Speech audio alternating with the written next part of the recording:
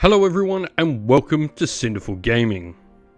In today's video we're going to look at getting started with the Blood Angels in Warhammer 40,000, building a force based around the Angelic Inheritors Christmas Advent Calendar detachment.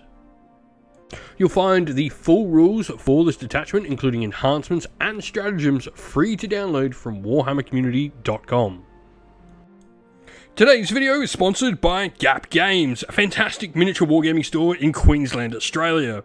They stock a wide variety of miniature wargames, from all things Games Workshop to some of my personal favourites, Conquest of the Last Argument of Kings, and all things Modifius wargames as well. Use our affiliate code in the link below to help support both this fantastic store and the channel as well.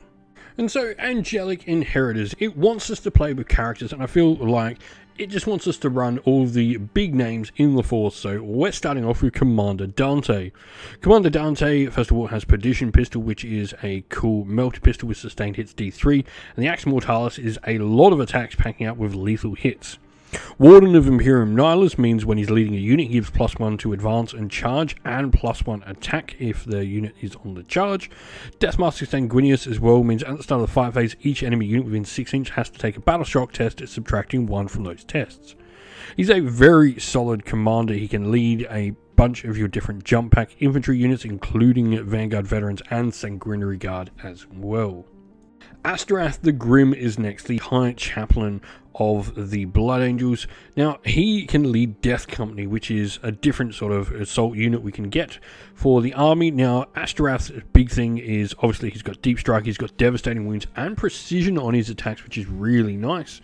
Redeemer of the Lost means when a model he's leading in the unit has destroyed by a melee attack, they can potentially fight before they die, and Massive Doom gives Devastating Wounds if his unit charges to them as well, which is really powerful in Death Company when they've got so many attacks.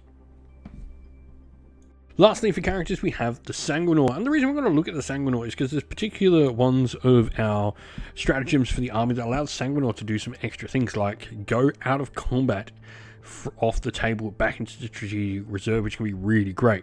Now, he's in Carmine Broadsword. It's 8 attacks, hitting on 2, strength 6, -3 AP, damage 2 with dev wounds, and he's got the ability to fight first as well, and the lone operative world there as well.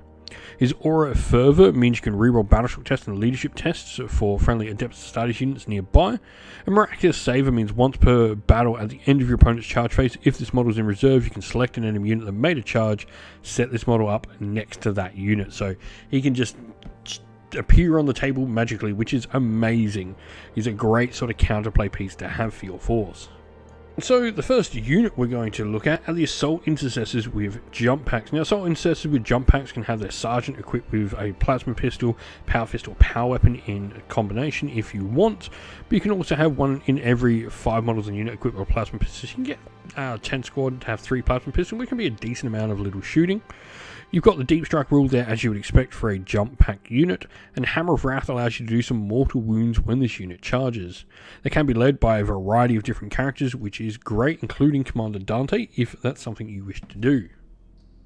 Next, we have the Death Company Marines with jump pack. Now, this is obviously the unit that Astorath the Grim is going to join. Death Company Marines are pretty good in combat. They've got a bunch of attacks in there. They can wield Eviscerators, which are a nice strength 7, -2 AP, damage 2, sustained hits 1 weapon. But you've also got your Plasma Pistols in there. You've got access to Hand Flamers, Inferno Pistols, and also some Power Fists and weapons throughout the squad as well. They have Feel No Pain 6+ there as well for a little bit of extra defense, but each time a model in this unit makes an attack, you can reroll the hit roll, and while this unit is within 12 inch of one or more friendly chaplains, it cannot be selected to fall back, and the objective characteristic of 0, so you need a chaplain nearby. You can also just reroll charge rolls for the unit as well, which is really cool, and of note, Astorath is a chaplain. Lastly, we have the Sanguinary Guard. This is a great unit for Dante to join because they are his personal bodyguard. They are either equipped with Angelus bolt guns, so 1 in 3 can have an Inferno Pistol, which is a really short-range melter weapon, or you can have Encarmine Blades and Encarmine Spears. I think the blades are better. This extra attack at all times is probably the way to go over the Lance rule. Now, you've also got options for a Sanguinary banner to add some objective control to your unit. The Angelic Visage means melee attacks are -1 to hit the unit, and while the character is leading them, melee attacks are -1 to wound as well. So in combat, you're -1 to hit and wound if Dante's leading the unit. So we are using the Angelic Inheritors detachment for the Blood Angels here. This gives us the Legacy of the Angel, where at the start of the first battle round we select 2 of the following abilities and they're active for any of our character units. Sanguinary Grace allows us to declare a charge or shoot in a turn in which we fell back. Carmine Wrath is each time a model in this unit makes an attack, you can reroll hit rolls and wound rolls of 1, or Appointed Hour is we can reroll charge and advance rolls. These are all really solid abilities to have for a bunch of jump pack troops. Restrictions is obviously we can only have Blood Angel units in the army. And so for epic heroes we have 3 of them. We have Astorath, Commander Dante, who is our warlord, and the Sanguino. And pretty simply, we have infantry. We have a Assault Intercessor squad with jump packs, 10 models of the unit, the Sergeant with Power Fist and Plasma Pistol and 2 other Plasma Pistols. We then have a 5 model squad with pretty much everything the same, just 1 less Plasma Pistol. Our Death Company Marines with jump packs have 10 models in the unit with 2 Plasma Pistols, 2 Eviscerators, a Power Fist, and 2 Inferno Pistol and Power Fist combos.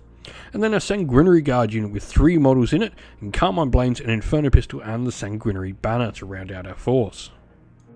We hope that you found this video helpful in getting started with Warhammer 40,000, and that it was able to give you some ideas and inspiration to start your own force in the game. If you have any further questions, please comment down below, and while you're there, don't forget to drop a like, subscribe, and join our Discord server to check out all of our future Warhammer 40,000 content.